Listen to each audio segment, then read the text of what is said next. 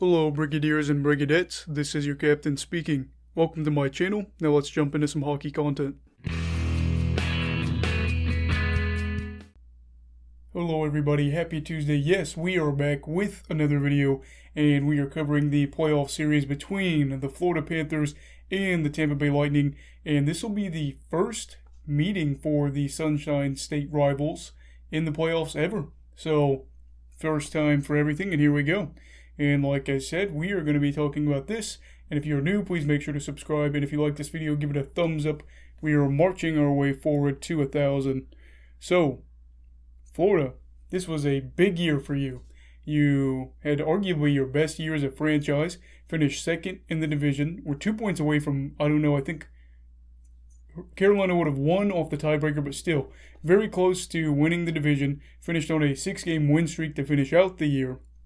And then won more games than you lost for only the 7th time as a franchise for you. And you finished with 1 more point than last season, if I did my math right, even though you played 13 less games. That is crazy.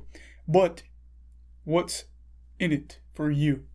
And what's in it for you in a season that you would have been on pace for 116 points is facing the defending champions in the first round of the playoffs. Don't you just love it?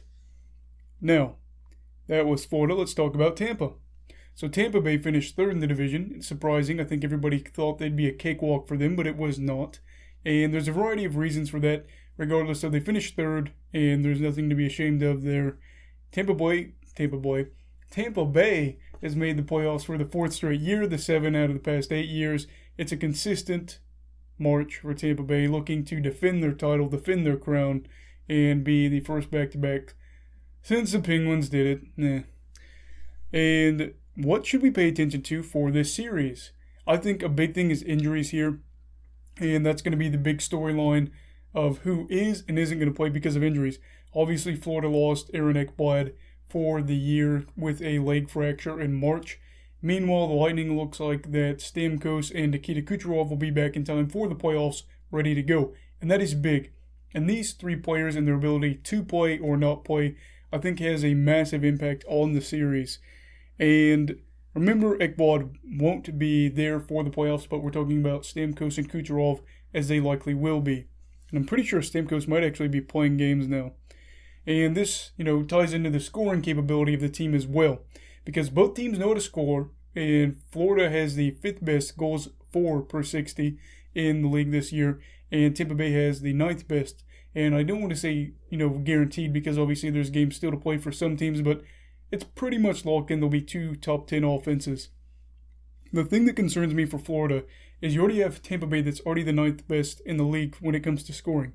You get Stamkos back, who has scored 40 goals 5 times or more.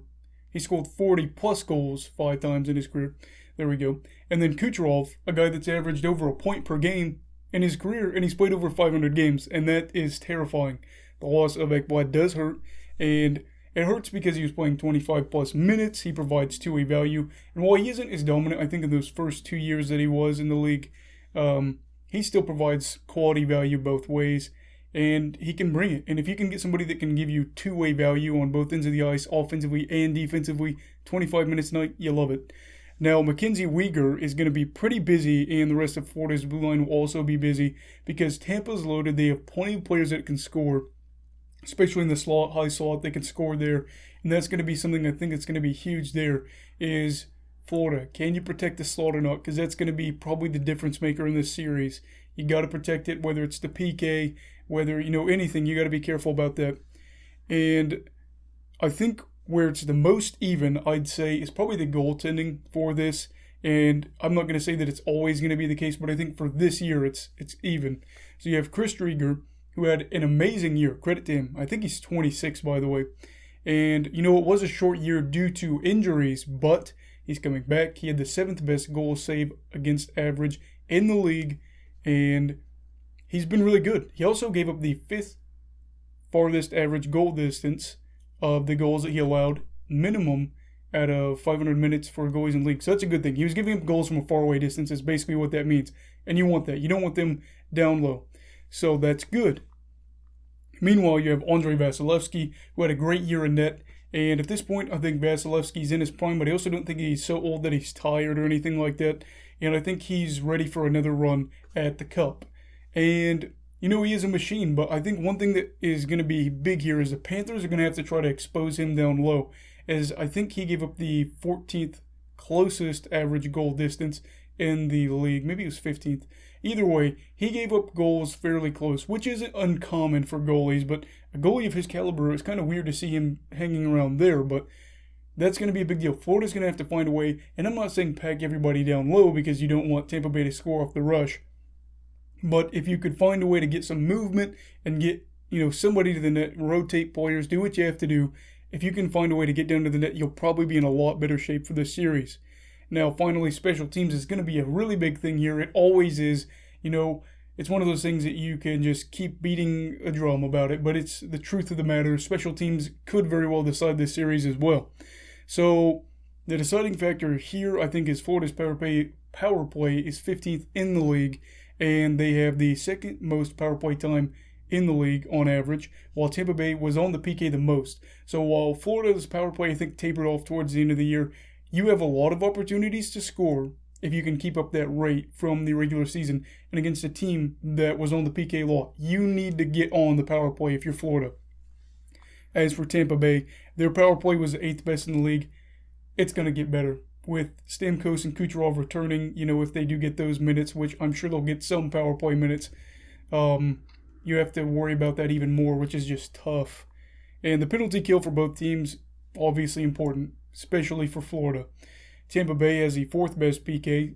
It's going to be really hard to score goals if you're Florida, but you have to find a way on the power play. While Florida was 17th, they just need to make sure to play sound defensive hockey whenever Tampa Bay gets their opportunities. And now, to put it all together and give you my opinion, I do think that Florida could win this series. I'm going to say that.